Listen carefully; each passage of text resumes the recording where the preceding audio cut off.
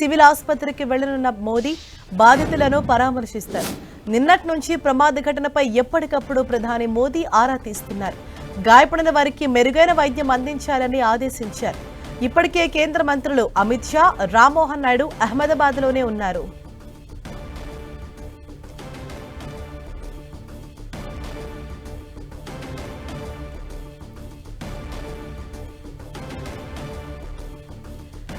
విమాన ప్రమాదంపై ప్రధాని మోదీ ఆరా తీస్తున్నారు. గాయపడిన వారికి మెరుగైన వైద్యం అందించాలని మోదీ ఆదేశించారు. ఇప్పటికే అహ్మదాబాద్లో కేంద్ర మంత్రులు అమిత్ షా అలాగే రామ్మోహన్ నాయుడు ఉండి పరిస్థితిని ఎప్పటికప్పుడు పర్యవేక్షించడంతో పాటు అధికారులకు సైతం వాళ్ళు ఇన్స్ట్రక్షన్స్ జారీ చేస్తూ ఉన్నారు.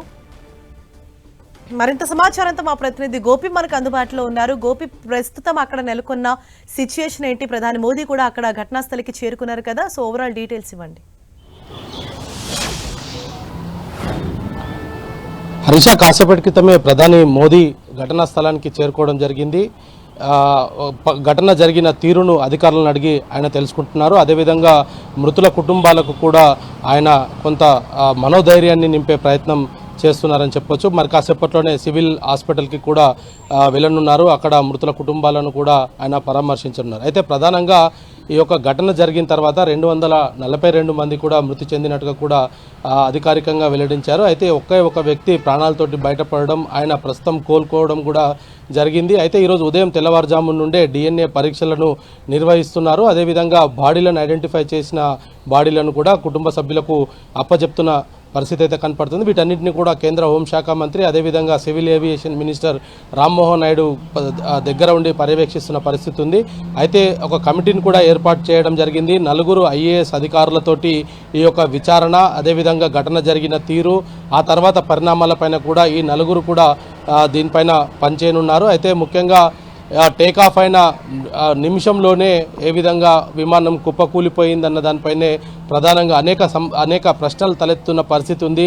ఒకవేళ సాంకేతిక లోపం తలెత్తితే 2 ఇంజన్స్ ఉంటాయి.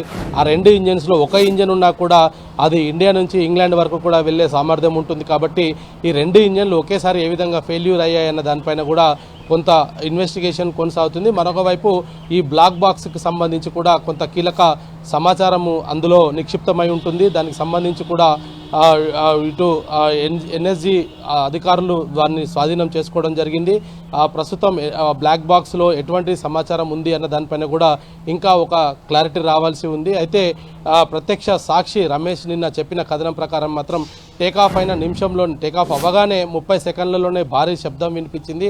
ఆ తర్వాత వెనువెంటనే చెల్లాచెదురుగా ఆ విమానం అంతా కూడా ఒక్కసారిగా కుప్పకూలిపోయి మంటలు భారీగా ఎగిసిపడ్డాయనేది కూడా ఆయన చెప్పడం జరిగింది. అయితే ఈ ఘటన ఏ విధంగా జరిగింది, జరగడానికి గల కారణాలు ఏంటి అన్న దానిపైన కూడా ఇప్పటికే ఇన్వెస్టిగేషన్ టీమ్స్ను ఏర్పాటు చేయడం జరిగింది. దానికి సంబంధించి కూడా ఎక్స్పర్ట్స్ కూడా ఘటనా స్థలంలో కీలక ఆధారాలను, ఘటన జరిగిన తీరును కూడా ప్రస్తుతం శోధిస్తున్న పరిస్థితి ఉంది. మరొక వైపు గోపి, అంటే ఈ ప్రమాదం పైన ఇన్వెస్టిగేషన్ చేసేందుకు బ్రిటిష్ ఏజెన్సీ రంగంలోకి దిగినట్టు తెలుస్తోంది. అంటే బ్రిటిష్ ఏజెన్సీతో పాటు ఇంకా ఏ సంస్థలు ఈ దర్యాప్తులో భాగమవుతున్నాయి?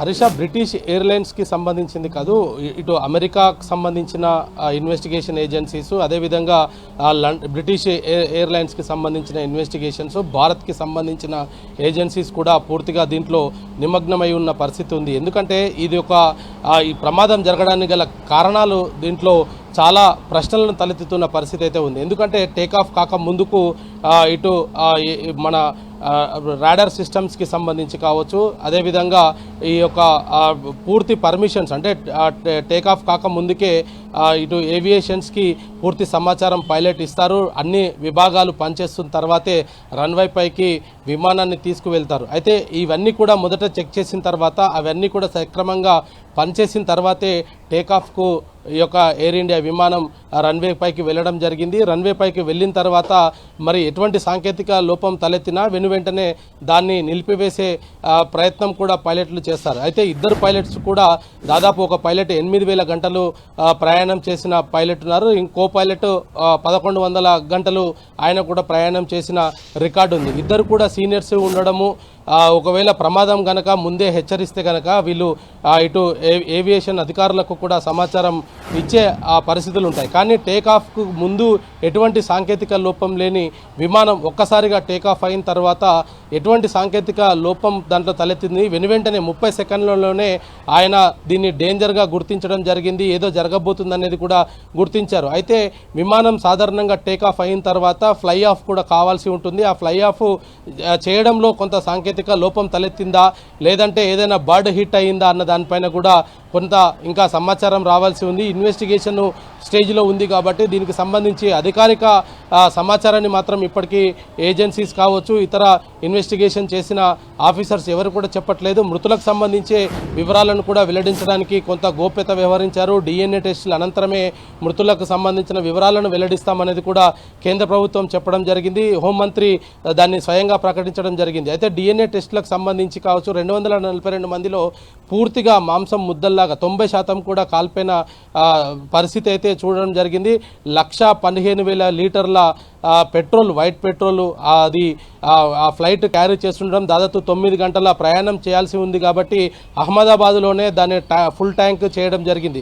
సాధారణంగా ఇటువంటి ఘటనలు జరిగే సమయంలో ఫ్లైట్లో ఉన్న ఫ్యూయల్ అంతా కూడా వదిలేస్తారు. కానీ ఇక్కడ అటువంటి సమయం కూడా లేదని చెప్పొచ్చు. ఎందుకంటే కేవలం ఫ్లై అయిన 1 మినిట్లోనే ఈ యొక్క విమానం కుప్పకూలిపోవడం, ఆ వైట్ పెట్రోలియం దాటికి ఒక్కసారిగా ఒక అణుబాంబు పేలితే ఎంతైతే శబ్దం వస్తుందో అటువంటి భారీ శబ్దం విన్నామనేది కూడా ప్రత్యక్ష సాక్షులు చెప్పడం జరిగింది. ఆ 2 హాస్టల్స్కి మెడికోస్ ఉన్న హాస్టల్ అదేవిధంగా మెడికల్ కాలేజీ 2 హాస్టళ్ల పైన పడడంతో ఇటు మెడికల్కి సంబంధించిన లంచ్ టైం కావడంతో వాళ్ళంతా కూడా అక్కడే పై ఫ్లోర్లో భోజనం చేస్తూ ఉన్నారు. ఆ దృశ్యాలు కూడా మనం చూసాము. అక్కడ క్యాంటీన్కి సంబంధించిన వస్తువులన్నీ కూడా చెల్లాచెదరగా పడిపోయిన పరిస్థితి ఉంది. అదేవిధంగా స్లాబ్ పూర్తిగా ధ్వంసమైన పరిస్థితి అయితే చూసాము. అయితే మొదట ఈ యొక్క హాస్టల్ని ఢీకొట్టిన తర్వాతే ఫ్లైట్ ముందుకు పోయి బ్లాస్ట్ అయింది అనేది కూడా అక్కడ మనకు ఆ సీన్ చూస్తే మనకు చాలా స్పష్టంగా అర్థమవుతుంది. అయితే ఇందులో మెడికోకి సంబంధించిన కొంతమంది స్టూడెంట్స్ కూడా చనిపోయారనే వార్తలు వినిపిస్తున్నాయి. దాదాపు 50 మంది వరకు కూడా అందులో గాయాల పాలయ్యారనేది కూడా అధికారికంగానే చెప్తున్న పరిస్థితి ఉంది. అయితే మృతుల సంఖ్య పెరిగే అవకాశం ఉంది అనేది కూడా ఈ యొక్క ఫ్లైట్లో సంబంధించిన 242 మంది ఖచ్చితంగా చనిపోయే ఉంటారు అనేది కూడా అక్కడ అహ్మదాబాద్ సిపి వెల్లడించడం జరిగింది. కానీ అందులో ఒక వ్యక్తి ప్రాణాలతో బయటపడడం జరిగింది. మెడికోలు కొంతమంది చనిపోయారు కాబట్టి అందులో కూడా కొంతమంది క్షతగాతులు ఉన్నారు. 70% వరకు కూడా కాలిపోయిన పరిస్థితి ఉంది. ఒకసారిగా ఒక విస్ఫోటం లాగా ఈ భారీ మంట రావడంతో అక్కడ హాస్టల్లో ఉన్న విద్యార్థులు కూడా కాలిపోవడం జరిగింది. అయితే ఘటనకు సంబంధించి ఇప్పుడు ప్రధాని అక్కడ ఒక సమీక్ష నిర్వహిస్తున్నారు. దాని తర్వాత పూర్తి వివరాలు తెలిసే పరిస్థితి ఉంది. Harisha, right, thank you Gopi.